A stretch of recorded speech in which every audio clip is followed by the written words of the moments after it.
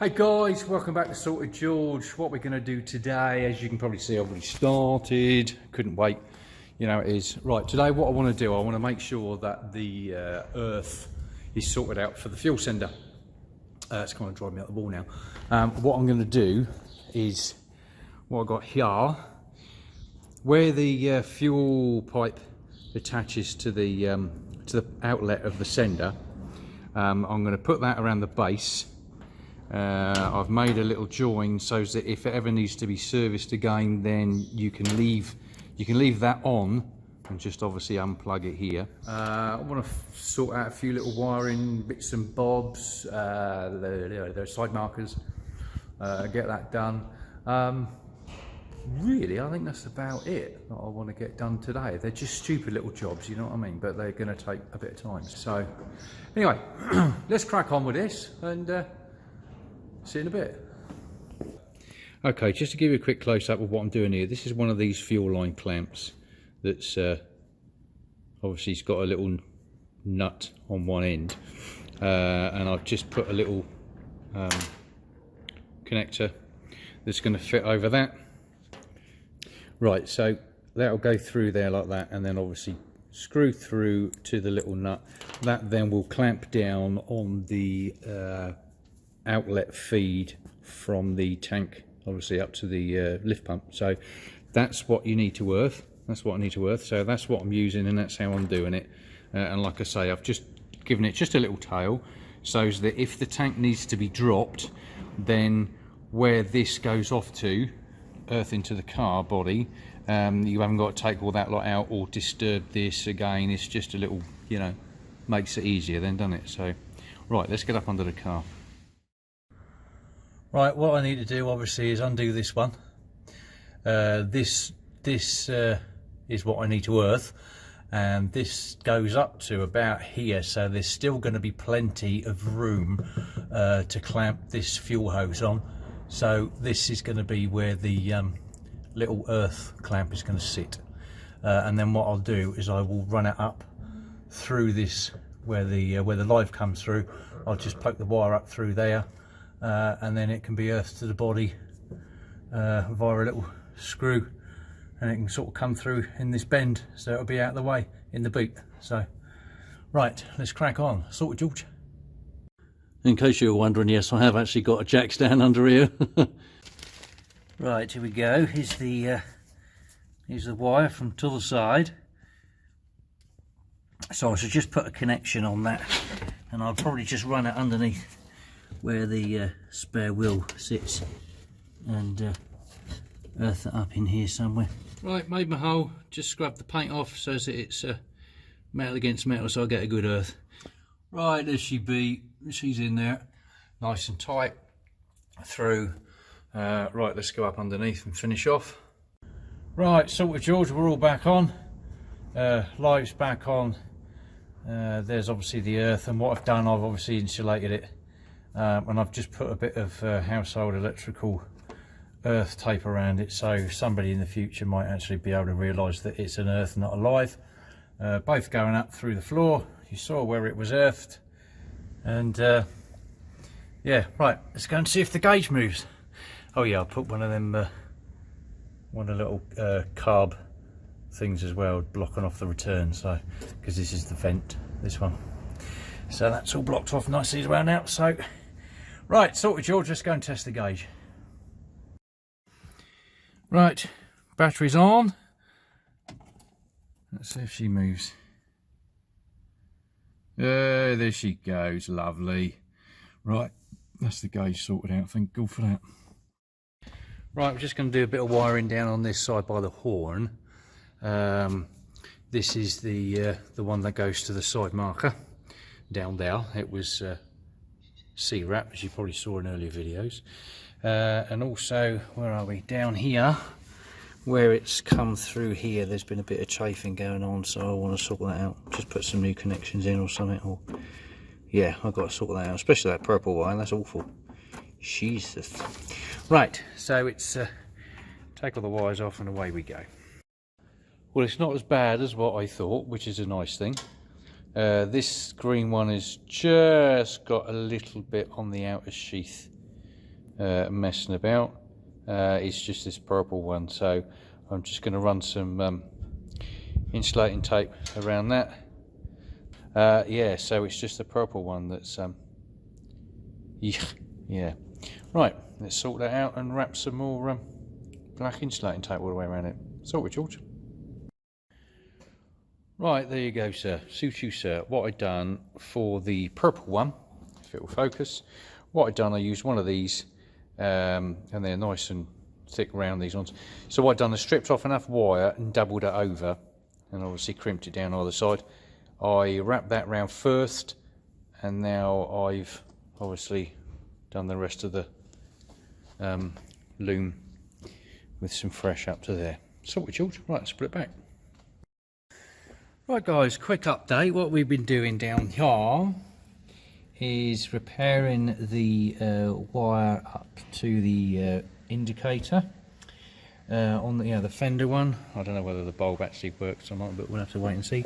I've also put in an earth on the side marker because it wasn't working where I had broke the darn thing.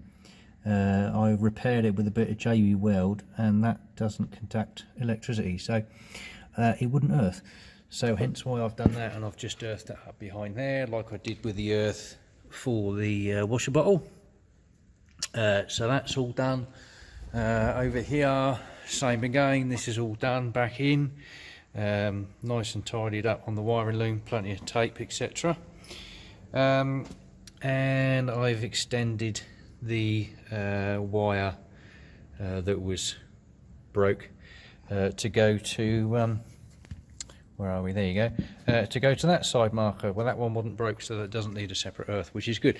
Now what I'm doing, I'm just trying to get the bulb out of the front left marker, because I don't know whether you can see that or not, I doubt it. Filament's blown. So I have the indicator, but I don't have this front marker, so yeah, that's what we're doing now. Sorted, George. Right, sorted, George. There's all the side markers up and running now. That one's working. Lovely. And the back one. Backlight, side marker. Sorted, that's got all the lights working. That's fab. Bang in. Right, let's see if we can tune up this carb, shall we? Right, now all the wire and everything else is all done.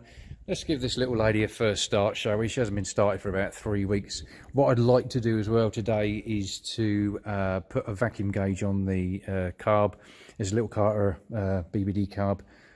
Just want to make sure that the transfer slots are closed enough, because sometimes I get a bit of a flat spot and it's, yeah, driving me up the wall. So anyway, let's give it a first start and see how we go.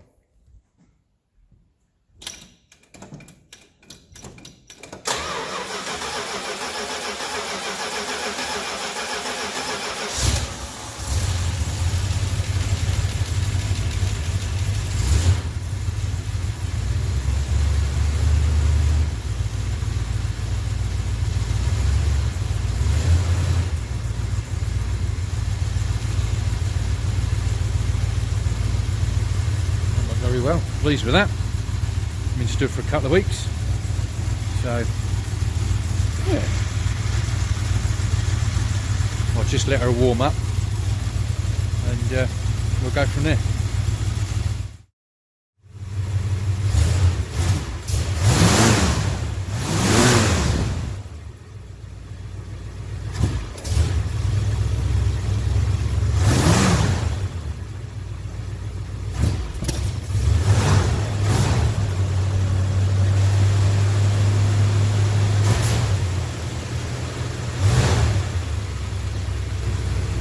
That's what I mean with the when I'm talking about the flat spot. As soon as I hit the gas, well, you heard it.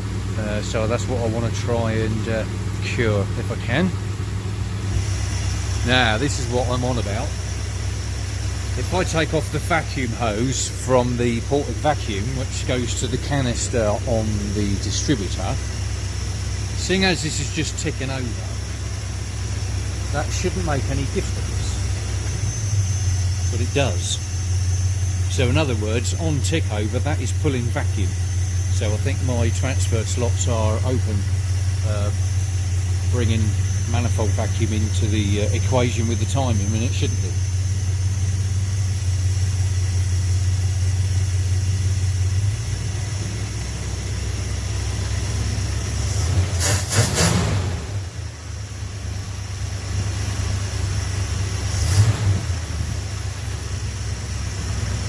Let's get the old gauge out, shall we? Right, got this connected, and as you can see, I'm pulling vacuum and I shouldn't be. I shouldn't be pulling anything.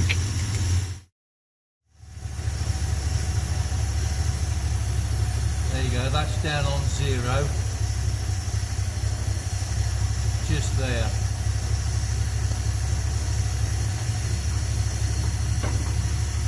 Right, there you go, that's now pulling no vacuum, just on tick over, which is what it should do.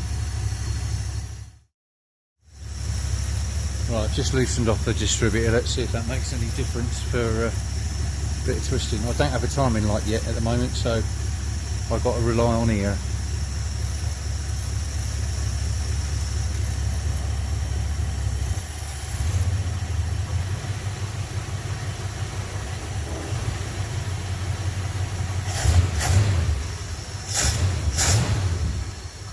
George, look at that.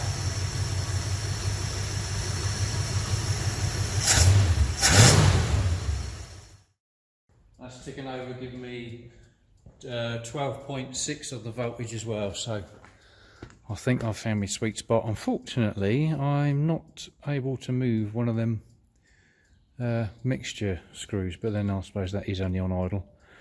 No, that's good. I'm happy with that. Right, let's tighten up that dizzy. I'm just testing continuity at the temperature sender. There you go. So the wire under the hood is fine.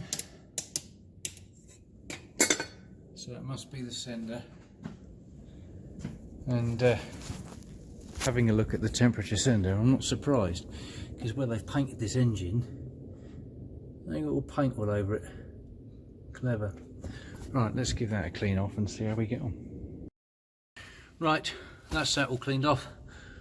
Wire brushed, and I've also done my trick with the end of the Phillips screwdriver down in the end there and given that a good clean out the crap that was in there. I know it looks a bit rusty, but actually it's a lot better than what it was. So right, let's give that a go, shall we? See what happens. Right, battery on. Let's see what happens. No. Oh well, there you go.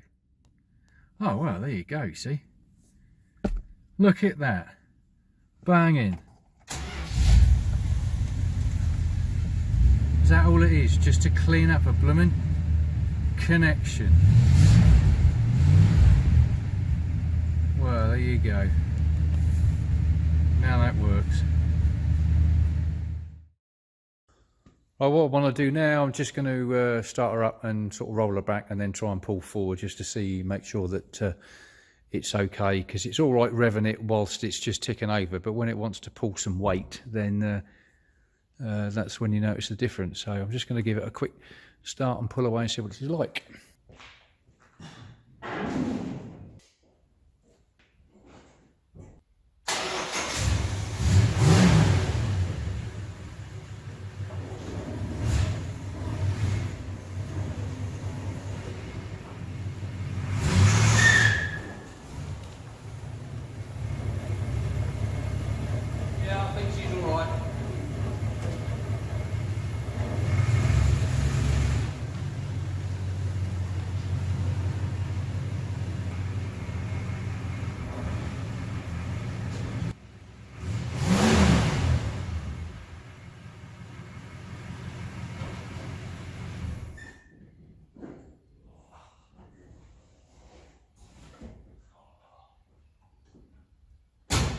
Well, as you can tell, that certainly livened her up a bit. I just got to back the timing off just a little bit because she was pinking a little bit, but that's a job for next time. Got a couple of jobs done with the wiring, so pleased with that. But yeah, the sorting out the timing, that's really livened her up a bit.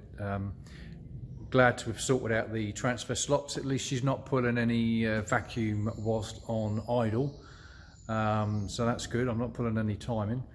So thanks for joining today. Appreciate it. Like, share, subscribe if you like what you see, and I'll see you on the next one. Sorted, George.